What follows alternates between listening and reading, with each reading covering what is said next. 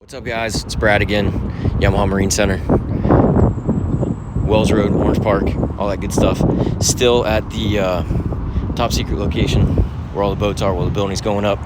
And we have a 2022 Parker 23 SE. Pretty good looking boat. Like any Parker, I think their tagline is like simplicity, blah, blah, blah. But well built, really well built boat.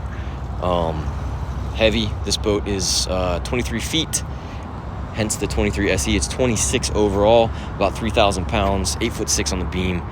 They posted draft something ridiculous, like 10 inches or something, and I'll try to get you a good look. But you know, the entry of the boat is pretty aggressive, and it tapers down to a 14-degree dead rise, which probably gives it that low draft. But it's like 3,000 pounds without the engine or something, 2,750 I think. But good entry. I mean, you have the one lifting strake here, almost longitudinal on it, instead of kind of being like a transverse. So I haven't spent much time in the boat. I kind of just idled around in it when we were getting it on the trailer. I never really ran it, but we're gonna go run it today because this one's actually sold, because you got a decent reverse chine on the boat too, and then a killer flare, just like any of those Carolina boats that are made up there. Good look at the angle of the flare there and how it tapers around. But coming back on the boat, you can see fuel tank vent. Everybody asks that question, what's that? That's a fuel tank vent, or maybe the freshwater vent, but more than likely the fuel tank vent, because I think the fuel tank's on that side. Drain for the forward box. Coming around the side, give you a good idea how flat this sucker gets. See how flat the boat is in the back. So very quickly progressive dead rise. Coming to this flat is to give you that 10-inch draft with a big heavy boat. And I lost my train of thought. Good Lord.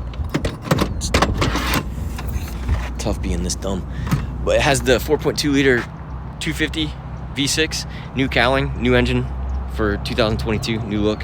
I don't know if they changed many of the internals. I think they did some of that, like XTO above the anti-cavitation plate exhaust and stuff, so your reverse thrust is increased.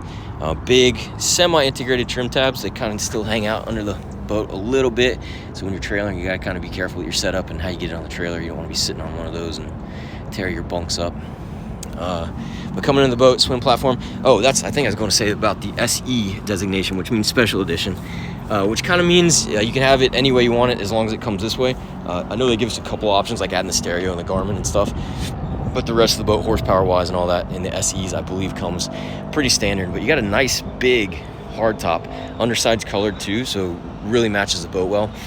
Big, bright spreaders, extra speakers up there, and then big integrated anchor light mount, rod holders, rocket launcher, and then kingfish holder, kind of.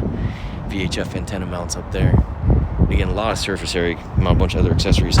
So, the Spartan simplistic look, it's kind of the same layout on a lot of their boats, but battery in there, looks like freshwater pump, bilge access, getting down in it, nice and clean. And you can see, and I don't know if you know much about Parkers, but they still use quite a bit of wood in the boats as far as the stringer structure, deck, but it's all encapsulated, so you see down there it looks like fiberglass, but that's probably a piece of wood on that liner right there. My shadow's pointing to it, so that looks like wood there, and then fiberglass down there. But they do a really cool processing. I mean, of course, it's marine lumber, but then they pull resin through it, and then they encapsulate it in gel coat, I believe. I haven't been to the factory yet. I'm just kind of going off secondhand knowledge. Headed up there later this month, so hopefully I'll get a really good look at it. But since they got bought by Correct Craft, as they're developing new models, they're kind of getting away from that philosophy. But really, I mean, it gives them a phenomenal ride. Nice, heavy ride. Again, for being a smaller boat and as heavy as this is, it from what I've been told, it runs really well.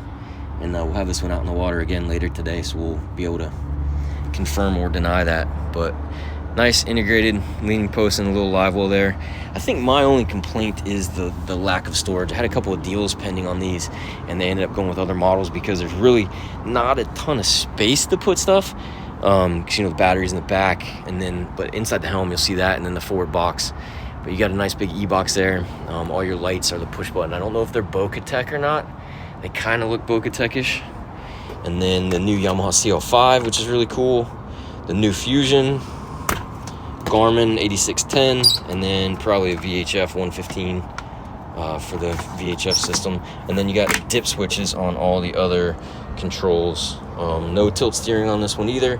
Again, SE, they're kind of trying to build them all the same way so they can be a little more efficient. And then the new Yamaha Helmmaster EX Binnacle. It is hydraulic steering though, so it was not the digital electric steering. And then we have a little glove box, put your stuff, little footrest, put your feet, flip down bolster, use it like a leaning post or seat. And then I was pretty impressed with this. I mean, for this being bolted on the deck, there's quite a bit of space in here. You know, of course, we mounted the porta potty there. We can pop that right out if you're not using it. But then even on the back section, they did a really nice job. Wiring, rigging, everything's pretty clean. I don't think there's a piece of canvas to cover this, but there's your freshwater tank, your Fusion amplifier. That's your freshwater pump there with the shower. You see that shower hanging in right there. So that one back there must have been the raw water. Yeah, that's raw water, because then there's the bib for the raw water right there. So that aft pump was raw water. Nice proud bow. It maintains its width, 8.6, all the way through the boat, which is really cool because it makes it feel very roomy inside. And having kind of that three-piece design where you got a cap, you know, that goes on top. You have a bunch of access under the gunnel. You know, like back there they have rod holders. You could put all kinds of tools and stuff on the wall, you know, brushes, all that kind of stuff. So, I mean, you could make do with this space. It's just kind of frustrating not to have, like, dry storage anywhere. You know, even under the seat, you know, they could have built a little cooler in there or something. I don't know. We'll see. We'll see what happens. Craft has owned them for a couple of years now and making some changes, improvements, but they're still being built by the same people. Not much has changed at the company as far as management. But a big box up front, I believe. Doesn't sound insulated, so I don't know if you can use it as a cooler space. And then Ford locker. I think you know, putting a trolling motor on this a little more difficult because we got to mount it, you know, straight, and so it kind of intrudes into the boat because of that bow there. Or we can make a bracket that kind of goes off this, so then the trolling motor rests along the gunnel cap. But all in all, really nice boat. Hopefully we can get some video when we're out running around and patch it on the backside of this video. But if you have any questions about this Parker or any other brands we carry, you always call Brad or Barton, 904-644-7631, or get us on the website, YamahaMarineJX.com. Thanks.